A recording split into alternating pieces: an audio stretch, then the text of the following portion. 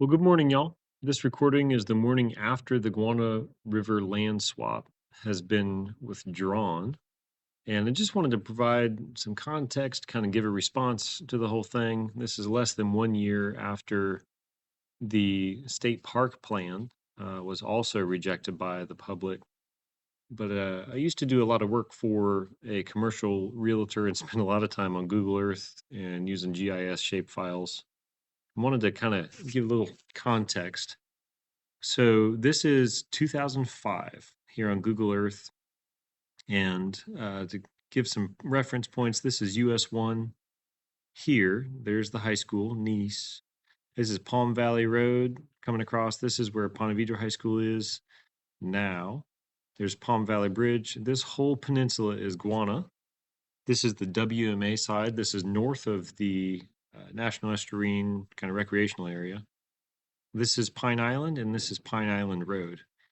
And what I want to draw your attention to are these north-south lines. So the coast, Guana, and then in here, what is now Nocatee, have these north-south features. Basically, these are sand dunes formerly that form highland-lowland connections kind of linearly through this space.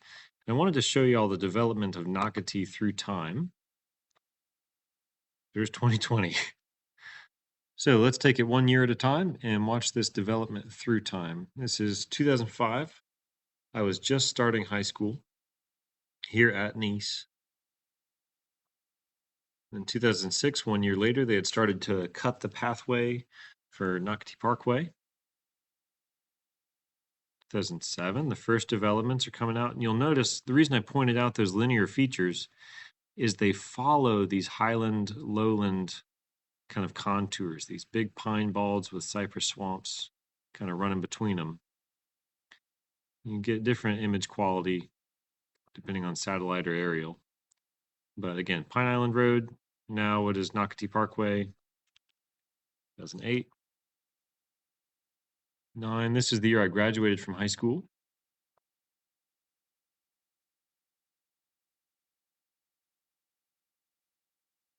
Really starting to slowly creep. You'll notice that 2008 to 2013, there wasn't as much progress. Again, the 2008 housing crisis slowed things down. A little bit more development to the south. And then 2013, it picks up again pretty hard.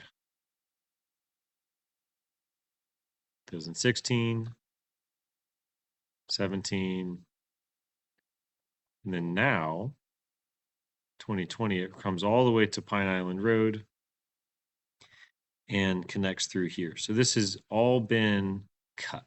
You can see these linear features running north-south on the former dunes. And again, Guana over here on the right is still pretty pristine.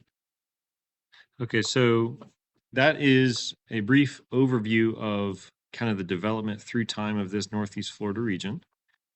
And we'll switch over to the FWC. It talks about the Native Americans that live there. The oldest pottery that they have found at Guana is from the Orange period, which is ballparked 3 to 5,000 years before present BP, which if it's at the high end of that range, that's like Abrahamic times. 5,000 would be 3,000 BC for context. And then there's also European plantations. There's an indigo plantation there. There's a ton of unique history at this space. And then also, personally, it's one of the only walk-in areas for hunting in Northeast Florida. So this is the Guana River WMA map. It's 9,800 acres. There's Pine Island again, and 210, that's the Palm Valley Bridge. And this here is the Roscoe Boulevard entrance. And then to the south is the actual WMA entrance from the Guana Dam. And this is down here where the check station is. But this entire corridor is got hunting, it's got parking spots throughout, and again, it's walk-in hunting. It's a managed space, so there's deer, hog, small game, turkey. There's all kinds of different established seasons. It's very well regulated. It is quite popular, so the quota hunts fill almost instantaneously. But this is the type of environment where I personally can go and provide food for my family that is basically about as healthy as you can get. There's no agriculture on the peninsula. And so the hogs that we get there have an entirely forest based diet. And so they're pretty lean, but they're super healthy and they taste good also. And there's no bag, no limit on hogs. So just wanted to share a little bit about the WMA side of it. Now, going back to Google Earth, I want to come down here and look at this peninsula. So here's the dam. Now, very personally, the road here that comes from the dam down here to Shell Bluff, there's an old well right here at Shell Bluff. And this is kind of the birthplace of my personal aesthetic. For a long time, I defined my sense of self with my sense of place. And we spent much time here as a family. There's miles and miles of trails for hiking and bike riding. And my first exposure to Native American pottery was here at Shell Bluff. There's pottery shards that are there. And then down here in the marshes is my very first exposure to clay in situ on a riverbank.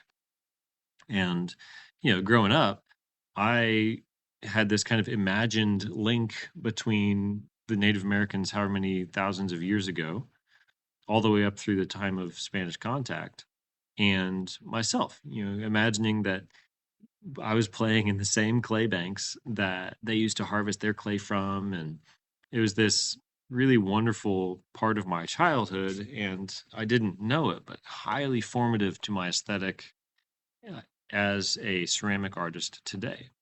Then moving south, this is the Intercoastal Waterway. And then this point all the way south here, this is down where the indigo plantation was. And so there's an excavated burial mound kind of midway in here. And then moving south, there are still the trenches and the canals. And then coming all the way down here, this is the southern point of the actual estuarine reserve. And coming back up the Guana River to the dam. So that's a little bit of a tour of the space. You can see the WMA land through here, but you can see the roads and the access points, and it's highly, highly accessible to many, many people. But anyway, wanted to give a little bit of a context to why this is so special, how much of this has been developed, and how rare this is. Luckily, at the time of recording, this is Tuesday, May 20th in the morning of 2025, and the proposal has been withdrawn. But I wanted to, again, just kind of share some context, share a response, share my heart behind preserving it, how special it is, how unique it is, and how much it provides for the families around, from the recreation, but also the hunting and fishing and the observation. Hunting, Whenever hunting is not in season, the WMA is wide open to observationists and photographers and hikers, and it's a really unique piece, and it breaks my heart, both artistically and ecologically.